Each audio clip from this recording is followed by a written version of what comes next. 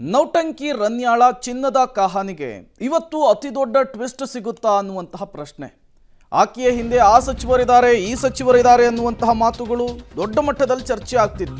Ranya gold smuggling ಕೇಸ್ನಲ್ಲಿ ಈ ಸಚಿವದ್ವಯರ ಸಂಪರ್ಕ. ಕಾಂಗ್ರೆಸ್ ಸರ್ಕಾರಕ್ಕೆ ಶಾಸಕ ಯತ್ನಾಳ್ ಶಾಕ್ ಇಂಜೆಕ್ಷನ್ ಅನ್ನು ಕೊಟ್ಟಿದ್ದಾರೆ. ಸದನದಲ್ಲಿ ಆ ಸಚಿವರಿಬ್ಬರ ಹೆಸರನ್ನ ರಿವೀಲ್ ಮಾಡ್ತೀನಿ ಅಂತ ಹೇಳಿದ್ದಾರೆ. ಈ ಮೂಲಕ ಹಿಂದೂ ಹುಲಿ ಹೊಸ ಬಾಂಬ್ ಅನ್ನು ಹಾಕಿದ್ದಾರೆ. ಸಚಿವರ ಹೆಸರು ರಿವೀಲ್ ಮಾಡಲಿಕ್ಕೆ ಇವತ್ತಿನ ಸದನದಲ್ಲಿ ವೇದಿಕೆ ಸಿದ್ಧವಾಯ್ತಾ ಅನ್ನುವಂತಹ ಪ್ರಶ್ನೆ. ಸದನದಲ್ಲಿ ಆ ಸಚಿವರ ಹೆಸರನ್ನ ಹೇಳೇ ಬಿಡ್ತಾರಾ ಶಾಸಕ ಯತ್ನಾಳ್ ಅನ್ನುವಂತಹ ಕುತೂಹಲ ಸಹಜವಾಗಿಯೇ ನಿರ್ಮಾಣವಾಗ್ತಾ ಇದೆ. ಈಗಾಗಲೇ ರನ್ಯಾ ವಿಚಾರಕ್ಕೆ, ಗೋಲ್ಡ್ ಸ್ಮಗ್ಲಿಂಗ್ ವಿಚಾರಕ್ಕೆ ರಾಜ್ಯ ರಾಜಕಾರಣದಲ್ಲಿ ಆಗ್ತಾ ಇರುವಂತಹ ಬೆಳವಣಿಗೆಗಳನ್ನು ಗಮನಿಸ್ತಾ ಇದ್ದೀರಿ. ಅವ್ರ ಮೇಲೆ ಇವರು, ಇವ್ರ ಮೇಲೆ ಅವರು ಕೆಸರೆರ ಚಾಟವನ್ನು ಮಾಡ್ಕೊಳ್ತಾ ಇದ್ದಾರೆ.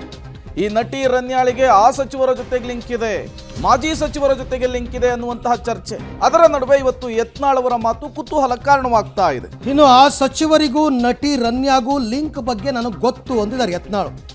ಆ ಸಚಿವರ ಹೆಸರೂ ಗೊತ್ತು, ಅದನ್ನು ಸದನದಲ್ಲೇ ಹೇಳ್ತೀನಿ.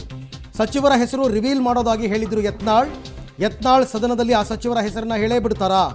ಸರ್ಕಾರವನ್ನು ಇನ್ನಷ್ಟು ಮುಜುಗರಕ್ಕೆ ಕೆಡುವ ಉದ್ದೇಶನ?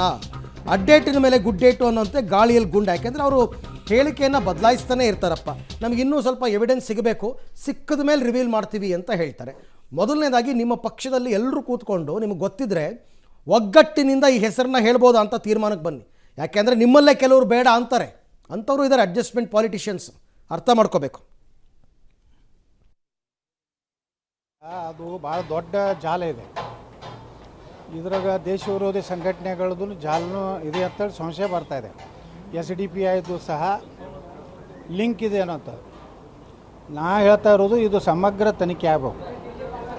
ಎಲ್ಲಿಂದಂದ್ರೆ ಅವರೇನು ಏನು IGP ಅದಾರ, ಅವ್ರು ರಾಮಚಂದ್ರ ರಾವ್ ಅವರು ಎಲ್ಲೆಲ್ಲಿ ಅವರು ಮಂಗಳೂರಿನಲ್ಲಿದ್ದಾಗ, ಮೈಸೂರಿನಲ್ಲಿದ್ದಾಗ ಆ ಎಲ್ಲ ಹಿಂದಿನ ಚಟುವಟಿಕೆಗಳನ್ನು ತೆಗಿಬೇಕು.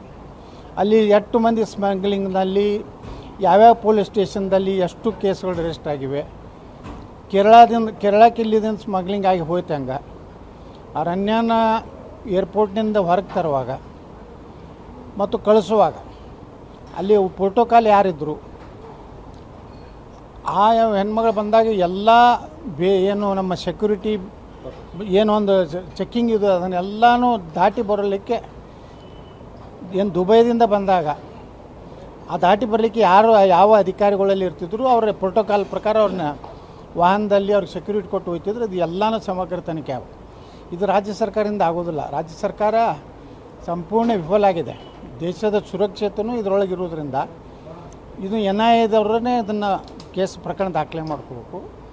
ಇದು ಸಮಗ್ರ ತನಿಖೆ ಆದರೆ ಇದರಿಂದ ಒಂದು ದೊಡ್ಡ ದೇಶ ವಿರೋಧಿ ಚಟುವಟಿಕೆ ಸಂಘಟನೆಗಳೇನದಾವ ದೇಶನಾಗ ಇವತ್ತು SDPI ಏನಿದೆ ಅದ್ರದ್ದು ಒಂದು ಎಲ್ಲೋ ಪಾತ್ರ ಇದೆ ಅನ್ನೋಂಥ ಒಂದು ಅಲ್ಲಿ ಒಂದು ಸುಳಿವು ಸಿಗ್ತಾ ಇದೆ.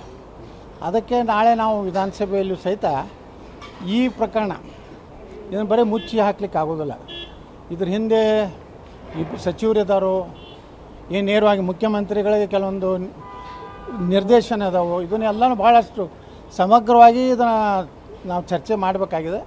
ಅದಕ್ಕೆ ನಮ್ಮ ಗೃಹ ಮಂತ್ರಿಗಳು ಏನು ಉತ್ತರ ಕೊಡ್ತಾರೆ, ಮುಖ್ಯಮಂತ್ರಿಗಳು ಏನು ಉತ್ತರ ಕೊಡ್ತಾರೆ ನಾವು ನೋಡ್ತೀವಿ.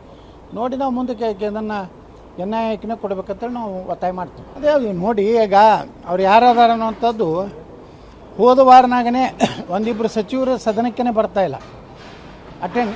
ಅದಕ್ಕೆ ನಮ್ಮ ಸಂಶಯ ಇದೆ.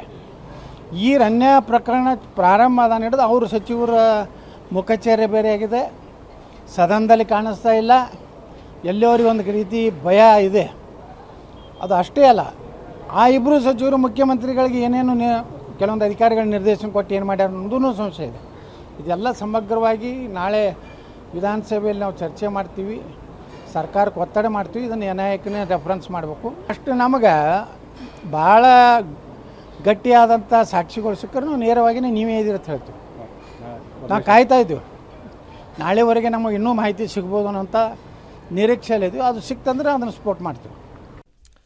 ರೈಟ್. ಈ ಬಗ್ಗೆ ಮತ್ತಷ್ಟು ಮಾಹಿತಿ ನನ್ನ ಕೊಲೀಗ್ ಮಸೂದ್ ಅವರಿಂದ ಪಡಿತೀನಿ. ಮಸೂದ್, ಈಗ ಯಾವ ತನಿಖಾ ಸಂಸ್ಥೆಗಳು ಕೂಡ ಇನ್ನೂ ಅಧಿಕೃತವಾಗಿ ಮಂತ್ರಿಗಳು ರನ್ಯಾ ಜೊತೆ ಇದ್ದರು, ಕಾಲ್ ಮಾಡಿದ್ರು, ಯಾವುದನ್ನು ರಿವೀಲ್ ಮಾಡಿಲ್ಲ.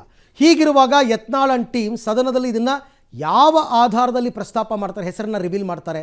ನಿಜಕ್ಕೂ ರಿವೀಲ್ ಮಾಡುವಂತಹ ಲೆಕ್ಕಾಚಾರ ಇದೆಯಾ, ಅಥವಾ ಸುಮ್ಮನೆ ಅಡ್ಡೇಟ್ ಮೇಲೆ ಗುಡ್ಡೇಟು ಅನ್ನೋ ರೀತಿಯಲ್ಲಿ ಗಾಳಿನಲ್ಲಿ ಗುಂಡು ಹೊಡೆದಿದ್ದಾರಾ? ಇದಕ್ಕೆ BJPಯ ಇತರ ಶಾಸಕರೆಲ್ಲ ಒಪ್ಕೊಂಡಿದ್ದಾರಾ ಹೇಗೆ ಅಂತ?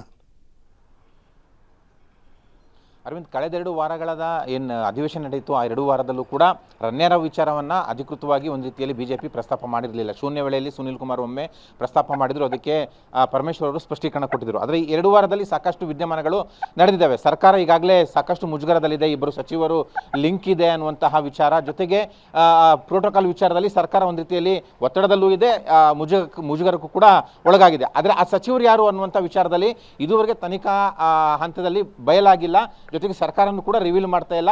ಆದರೆ ವಿಪಕ್ಷ ಆಗಿರುವಂಥ ಬಿಜೆಪಿ ನಾಯಕರು ಮಾಧ್ಯಮ ಹೇಳಿಕೆಗಳನ್ನ ಕೊಡ್ತಾ ಇದ್ದಾರೆ. ಇಬ್ಬರು ಸಚಿವರು ಪಾಲ್ಗೊಂಡಿದ್ದಾರೆ, ಇಬ್ಬರು ಸಚಿವರು ಕಾಪಾಡೋದಕ್ಕೆ ಮುಂದಾಗಿದ್ರು, ಕರೆ ಮಾಡೋದಕ್ಕೆ ಮುಂದಾಗಿದ್ರು, ರಕ್ಷಣೆಗೆ ಮುಂದಾಗಿದ್ರು ಅನ್ನುವಂಥ ವಿಚಾರವನ್ನು ಮಾತಾಡ್ತಾನೆ ಇದ್ದಾರೆ. ಈಗ ನಿನ್ನೆ ಯತ್ನಾಳ್ ಅವರು ಒಂದು ರೀತಿಯಲ್ಲಿ ಬಾಂಬನ್ನು ಸಿಡಿಸಿದ್ದಾರೆ. ಸರ್ಕಾರವನ್ನು ಇನ್ನಷ್ಟು ಮುಜುಗರಕ್ಕೀಡು ಮಾಡಬೇಕು ಅಂತನೋ ಅಥವಾ ನಿಜಕ್ಕೂ ಅವರಿಗೆ ಸಚಿವರ ಹೆಸರು ಗೊತ್ತೋ ಏನೋ ಗೊತ್ತಿಲ್ಲ. ಆದರೆ ಇವತ್ತು ಸದನದಲ್ಲಿ ಆ ಸಚಿವರು ಯಾರು ಅಂತ ರಿವೀಲ್ ಮಾಡ್ತೇನೆ ಅನ್ನುವಂಥ ಸವಾಲನ್ನು ಸರ್ಕಾರಕ್ಕೆ ಹಾಕಿದ್ದಾರೆ. ಹಾಗಾಗಿ ಬಹಳ ದೊಡ್ಡ ಮಟ್ಟದಲ್ಲಿ ಕುತೂಹಲ ಮೂಡಿದೆ. ಜೊತೆಗೆ ಇದು ಕೊನೆಯ ವಾರ, ಇನ್ನೊಂದು 3-4 ದಿನ ಅಷ್ಟೇ ಅಧಿವೇಶನ ನಡೆಯುವುದು. ಹಾಗಾಗಿ ಕಳೆದ 2 ವಾರದಲ್ಲೂ ಏನು ಈ ವಿಚಾರ ಪ್ರಸ್ತಾಪ ಮಾಡಿದ ಬಿಜೆಪಿ ಇವತ್ತು ಅಥವಾ ನಾಳೆ ಈ ವಿಚಾರವನ್ನು ದೊಡ್ಡ ಮಟ್ಟದಲ್ಲಿ ಎತ್ಕೊಂಡು ಸರ್ಕಾರಕ್ಕೆ ಮುಜುಗರಕ್ಕೀಡು ಮಾಡಬೇಕು, ಜೊತೆಗೆ ಆ ಸಚಿವರು ಯಾರು ಅನ್ನೋದನ್ನ ಬಹಿರಂಗ ಪಡಿಸಬೇಕು ಅನ್ನುವಂಥ ಒತ್ತಡ ಹಾಕಬೇಕು ಅನ್ನುವಂಥ ನಿರ್ಧಾರಕ್ಕೆ ಬಂದಿದೆ. ಅದಕ್ಕೆ ಪೂರಕವಾಗಿ ಯತ್ನಾಳ್ ಅವರು ಕೂಡ ಸಚಿವರು ಯಾರು ಅನ್ನುವಂಥದ್ದನ್ನ ಬಹಿರಂಗ ಪಡಿಸ್ತೀನಿ ಅಂತ ಸವಾಲು ಹಾಕಿದ್ದಾರೆ. ಈಗಾಗಲೇ ಬಿಜೆಪಿಯ ಹಲವು ನಾಯಕರು ಸಚಿವರ ಬಗ್ಗೆ ಹೇಳಿದ್ದಾರೆ, ಆದರೆ ಹೆಸರನ್ನಂತೂ ಹೇಳಿಲ್ಲ.